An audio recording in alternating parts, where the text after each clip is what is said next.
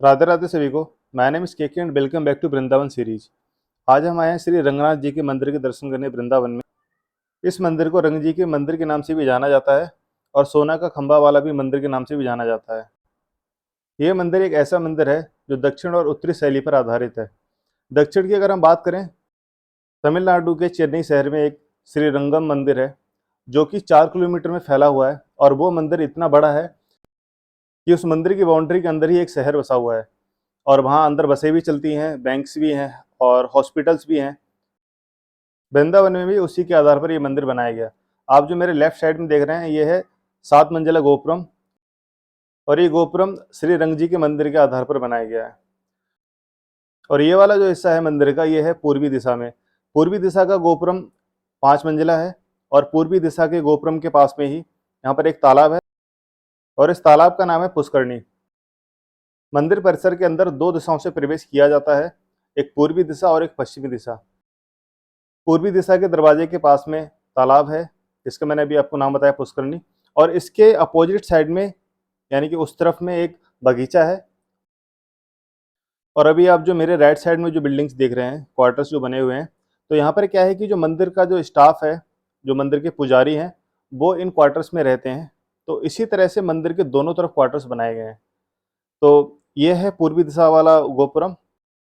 ये मंदिर 1845 में बनना शुरू हुआ था और 1851 में बन के कंप्लीट हुआ था। लगभग 6 साल इस मंदिर को बनने में लगे थे। और उस वक्त जब ये मंदिर बना था तो लगभग 45 लाख रुपए का खर्चा आया था। आप सोच सकते हैं कि आज से 175 साल पहले 45 लाख रुपए की क्या वैल्यूएशन रही होगी। तो मैं जिस गार्डन की बात आपसे कर रहा था, तो वो गार्डन है ये। और गार्डन बनाने का एक रीज़न ये भी है कि मंदिर को निरंतर फूल मिलते रहें, जिनसे भगवान की पूजा अर्चना की जाए। तो ज़रूरी नहीं है कि मंदिर की जो पूजा अर्चना सिर्फ इन्हीं फूलों पे डिपेंड है। इसके बाद में अगर जब यहाँ फूल नहीं भी मिलते हैं तो वो बाहर से बाजार से खरीद के भी लाए जाते हैं।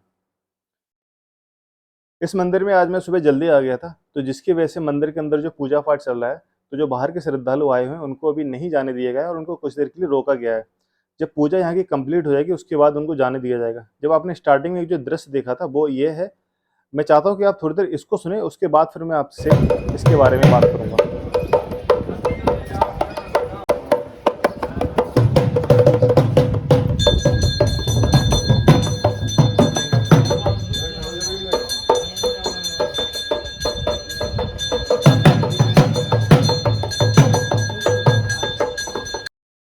यहाँ पर ये अकेले ही ढोलक को बजाते हुए आते हैं और उस वक़्त मुझे ऐसा लगता है कि कई सारे लोग एक साथ ढोलक को बजाते हुए आ रहे हैं।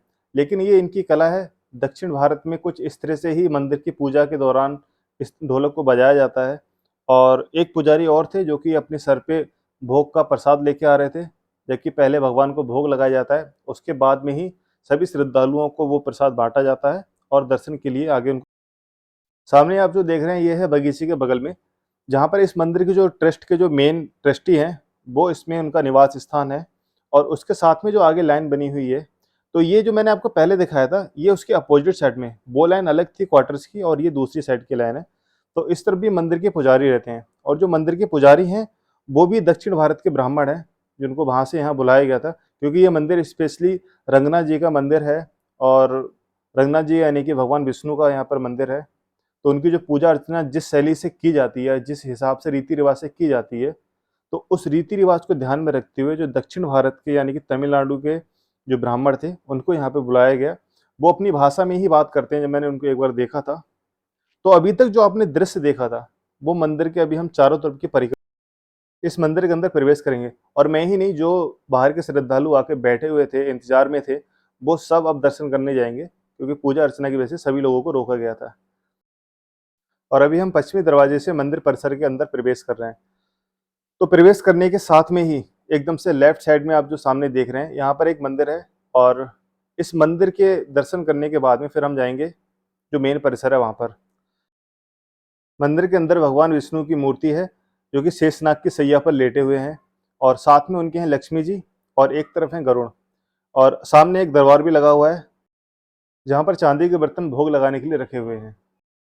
विष्णु भगवान की सेवा में एक सीलिंग फैन और एक स्टैंडिंग फैन रखा हुआ है। उत्तर भारत में रंगनाथ जी को भगवान विष्णु जी के नाम से जाना जाता है और दक्षिण में रंगनाथ जी के नाम से। तो ये है मंदिर के, इस वाले मंदिर के पुजारी, जो कि अभी हम जब मेन मंदिर में जाएंगे तब वहाँ पर देखेंगे कि वहाँ का स्थान कैसा बना हुआ है और वहाँ पे और किस तरह की मूर्ति हैं।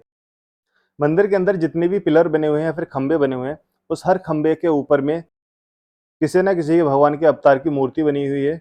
और यहाँ पर आप देख सकते हैं कि हनुमान जी की मूर्ति है संजीवनी पर्वत को उठाते हुए। ये सिर्फ नीचे पिलर के नीचे साइड में ही नहीं है, जहाँ पर पिलर का ऊपरी छोर है, ऊपरी छोर पे भी मूर्तिकारी की हुई है।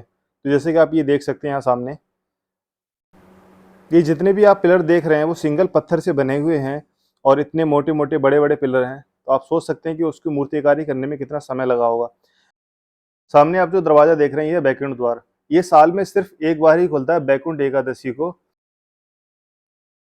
और अब यहाँ से शुरू होंगे मेन मंदिर के परिसर के दर्शन। ये वाली जो टीम आई हुई है ये राजस्थान की टीम लग रही है मुझे। इनका जो पहनावा है वो राजस्थान के कल्चर से मैच हो रहा है। तो ये राजस्थान से आए हुए हैं और ये भी यहाँ पर मंदिर के दर्शन करने जा रहे हैं। सामने आप जो खंबा देख रहे हैं ये खंबा सोने के खंबे के नाम से जाना जाता है। इस खंबे के ऊपर सोने की परत चढ़ी हुई है और अंदर से जो खंबा बना हुआ है वो तांबे का बना हुआ है। जब ये खंबा बना था तो इस खंबे की लागत आई थी 10,000 रुपये। ये आज से 175 साल पहले की बात है और इसको ध्वज स्तंभ के नाम से भी जाना जाता है। ये खंबा 50 फीट तो ऊपर है और 20 फीट अंदर गड़ा हुआ है। इस मंदिर की एक खास बात और है कि इसमें गैर हिंदू का प्रवेश वर्जित है। मंदिर के अंदर तो आ सकता है लेकिन जहाँ भगवान के दर्शन होते हैं उस जगह पे वो नहीं जा सकता है। ये इस मंदिर की गाइडलाइन है। उसी तरह की जो मूर्तिकारी है इन सामने आप ये बराह अवतार की मूर्ति देख सकते हैं, फिर गौतम बुद्ध की थी और ये सामने है नरसिंह अवतार। तो इसी तरह से हर पिलर पे और हर दिशा में उसकी अलग अलग मूर्तिकारी की हुई है और वो सिर्फ नीचे ही नहीं, जैसे मैंने आपको बताया था, ऊपर भी है। मेन मंदिर के अंदर घुसने से पहले इस तरफ जो मंदिर है ये है तिरुपति बालाजी का मंदिर।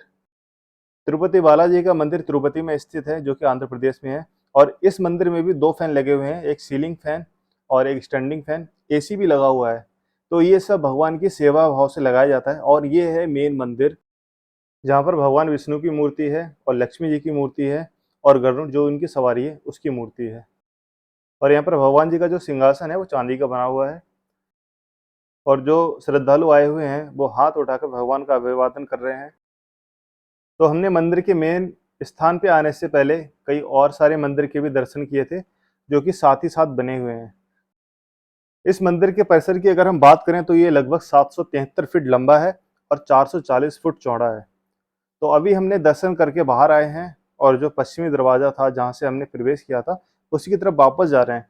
और वहाँ वापस जाने से पहले एक कॉर्नर पे एक और मंदिर है, तो पहले हम इस मंदिर के दर्शन करेंगे।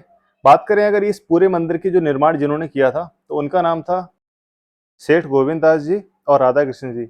आप समझ सकते हैं कि उस जमाने में वो कितने बड़े करोड़पति रहे होंगे।